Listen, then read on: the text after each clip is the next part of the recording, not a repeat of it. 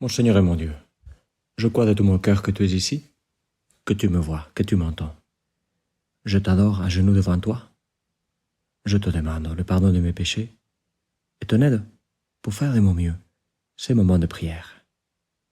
Marie, ma mère immaculée, reine de la famille, Saint Joseph et mon ange gardien, intercédez pour moi. Le secret d'un mariage heureux, on a dit, c'est de se pardonner l'un à l'autre de s'être mariés. Ça peut sembler une blague, mais en fait, c'est très profond. Ça signifie pardonner l'autre d'être comme il est. Me pardonner et me faire pardonner d'être comme je suis. Pardonner l'autre pour m'avoir demandé de le marier, ou me pardonner pour le lui avoir demandé. Et le pardonner ou me pardonner pour avoir accepté la proposition.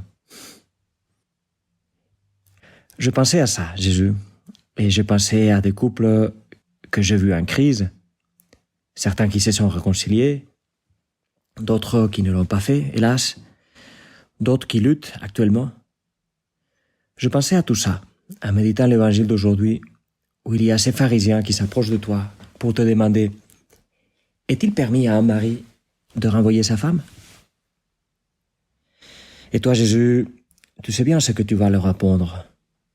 Mais tu leur demandes qu'est-ce que Moïse vous a enseigné. Et Moïse, en effet, avait autorisé le divorce. Il l'avait autorisé pourvu qu'on fît un acte de répudiation, c'est-à-dire un document par lequel la femme qui avait pu être renvoyée par son mari juste à cause d'un coup de tête, et à l'époque, c'était juste le mari, n'est-ce pas, qui décidait sur l'avenir du couple. Parfois, il le faisait d'une façon très arbitraire, comme ça. Alors, il fallait que la femme ait un document par lequel elle pouvait montrer qu'elle était libre pour être épousée par un autre. Et déjà ça, ce petit détail du document, par rapport à d'autres peuples de l'époque, c'était révolutionnaire. Parce que à l'époque, le problème, c'était qu'une femme seule ne pouvait pas s'en sortir. Et pire, elle pouvait finir dans la prostitution. Si tu as regardé la première saison de The Chosen, tu te souviendras peut-être de la scène où la femme samaritaine demande à son quatrième mari de lui signer un document. Et celui-ci, il se refuse de le faire. Et il jette même le document dans le feu. Eh bien, c'est ça, ces documents-là, l'acte de répudiation. Alors, heureusement, au moins sur la série, cette histoire-là finira bien. Parce que ces deux, ils vont se réconcilier. Mais je reviens à la scène d'aujourd'hui. Jésus, toi, tu te fais répondre avec précision.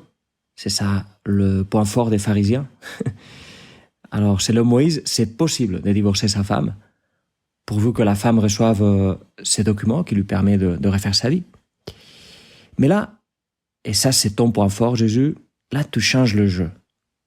Tu leur dis, c'est en raison de la dureté de vos cœurs que Moïse a formulé pour vous cette règle. Mais au commencement de la création, Dieu les fit hommes et femmes. Et lorsqu'un homme et une femme s'épousent, ils ne sont plus deux, mais une seule chair. Donc c'est que Dieu a uni, que l'homme ne les sépare. C'est une phrase, celle-ci, qu'on entend souvent lors des mariages. C'est l'une des formes de conclure l'échange des consentements entre les époux, au moment clé du mariage.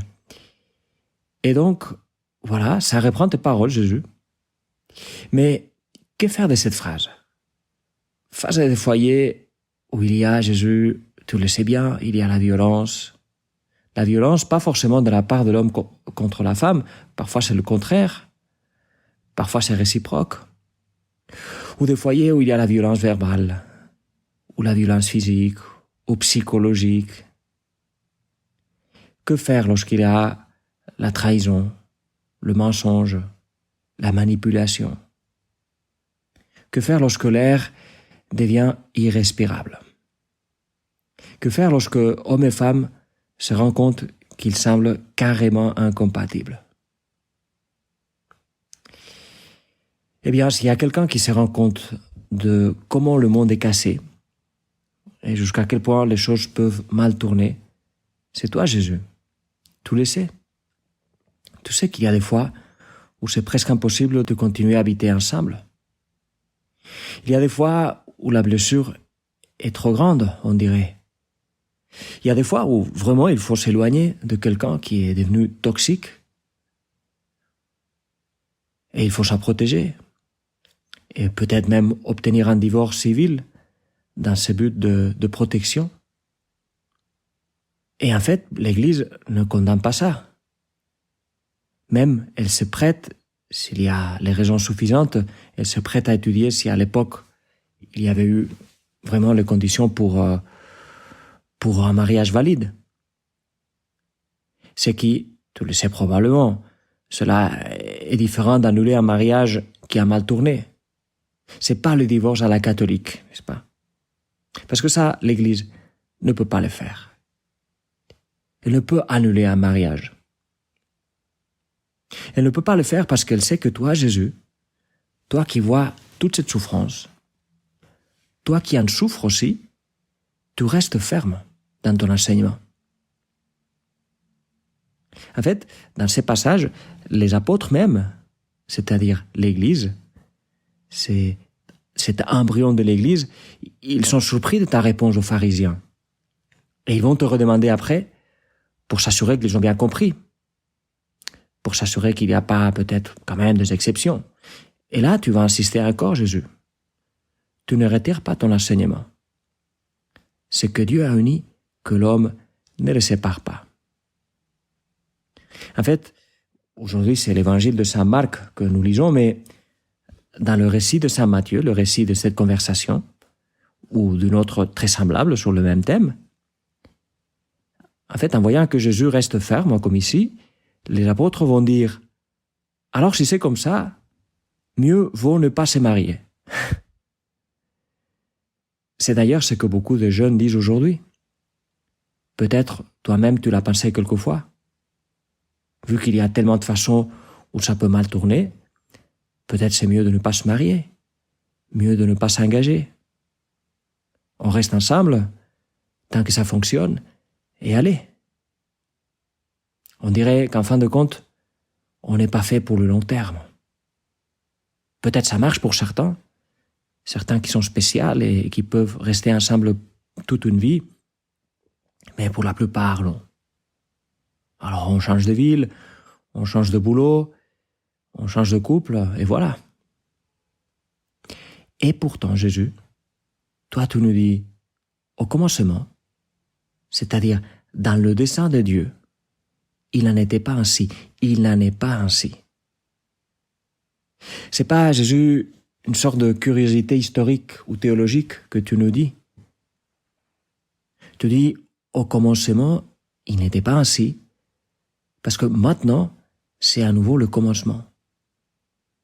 Ma vie, ta vie, c'est le commencement. Dieu m'a créé, Dieu t'a créé pour un amour sans condition. Tu es plein de faiblesses, et le monde est plein de dangers, et la vie est compliquée. Mais tu ne peux pas donner ton corps à quelqu'un et ne pas lui donner ton cœur. Si tu le fais, il y a quelque chose au plus profond de toi qui va se casser. Et tu vois, tu peux pas donner ton corps et ton cœur à quelqu'un et ensuite refaire ta vie comme si rien n'était. Bien sûr, tu es libre de le faire. Mais alors, ce qui ne dépend pas de toi, ce qui va se passer de toute façon, c'est que quelque chose au plus profond de toi va se casser. Au début, on ne se rend pas compte, on se sent même libéré. Mais avec le temps, la blessure devient de plus en plus grande. Et à la fin, nous pouvons rester seuls avec notre blessure et sans la paix dans le cœur, sans Dieu. Je reviens au début. Le secret d'un mariage heureux, c'est de se pardonner l'un à l'autre de s'être mariés.